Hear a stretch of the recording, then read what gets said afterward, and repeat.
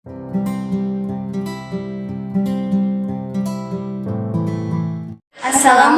warahmatullahi wabarakatuh. Kami dari kelompok 5 studi Quran dengan tema memahami pengertian ayat. Saya Umi Daud, saya Sakinah, dan saya Edriana.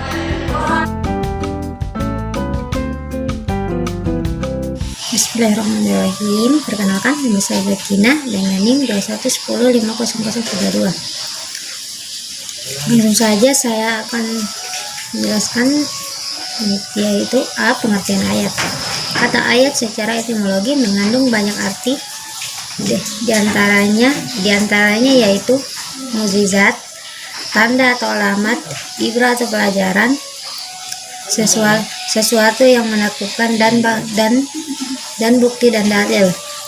Adapun pengertian ayat secara terminologis yaitu bagian terkecil terpendek dari surah yang terdapat dalam Al-Quran, yang terdiri atas satu atau sejumlah huruf dan kalimat yang mempunyai librah.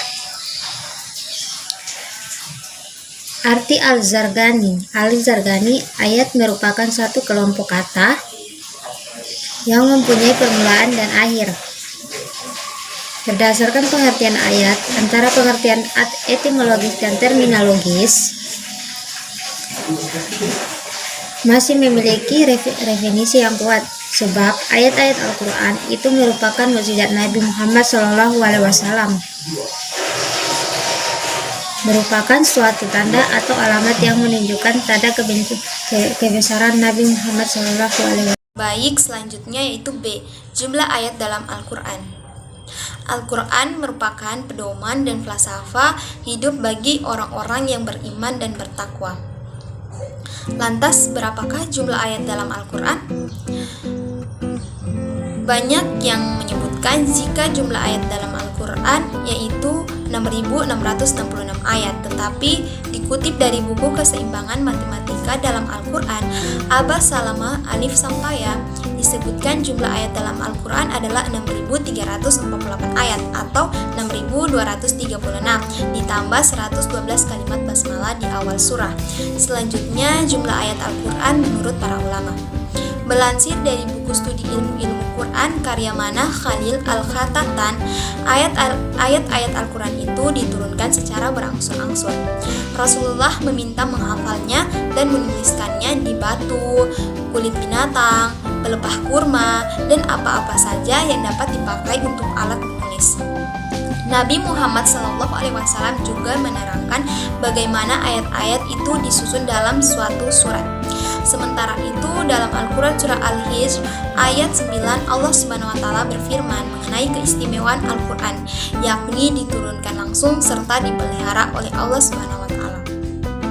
Mengutip situs resmi Kementerian Agama RI atau Kemenang, beberapa ulama memiliki perbedaan cara dalam menghitung ayat Al-Quran. Paling tidak terdapat 7 mazhab yang dikutip terkait hitungan jumlah ayat kitab suci umat Islam ini. Semuanya sepakat bahwa bilangan ayat Al-Quran lebih dari 6.200 ayat. Namun beberapa lebihnya mereka memberikan pendapat yang berbeda. Ketujuh mazhab tersebut yaitu yang pertama Al-Madani Al-Awal, ayat Al-Quran berjumlah 6.217 atau 6.214 dalam beberapa versi cetak.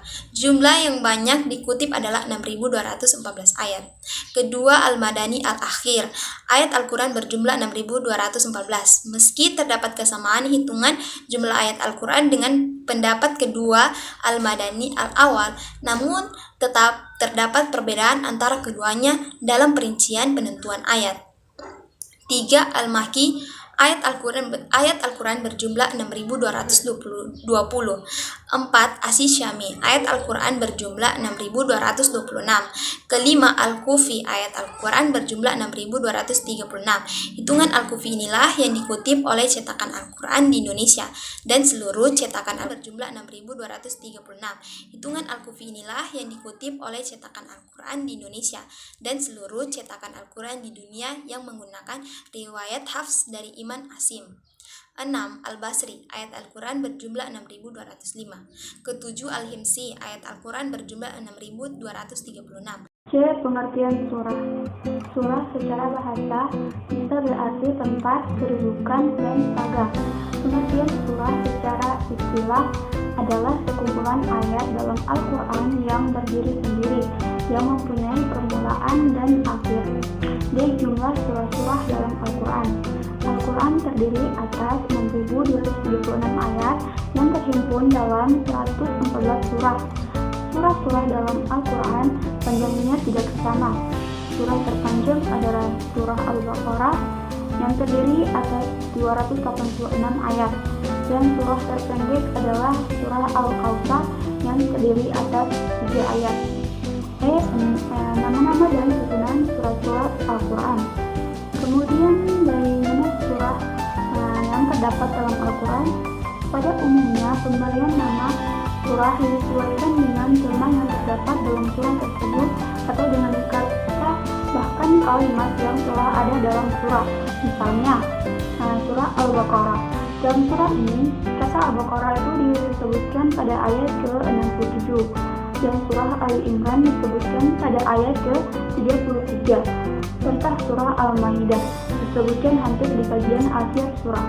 Lalu Iqra bismi rabbika dan Inna anzalnahu adalah contoh dari kata atau kalimat yang dipakai untuk menamakan surah.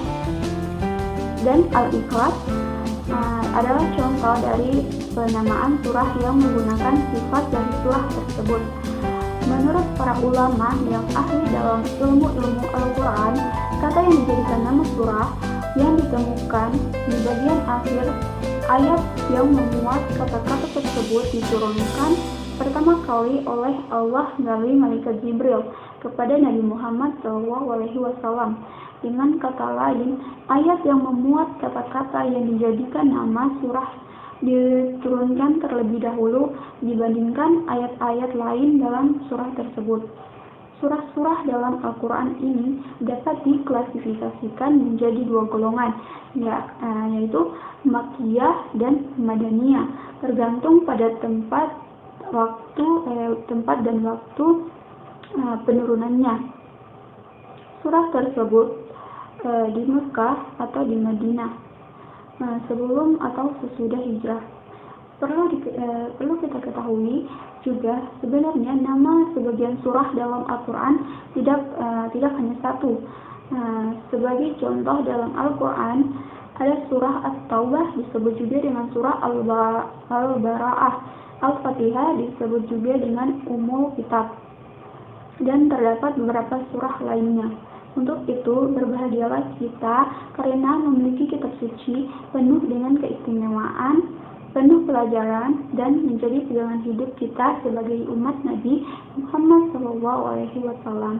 Sekian dari video saya. Wassalamualaikum warahmatullahi wabarakatuh.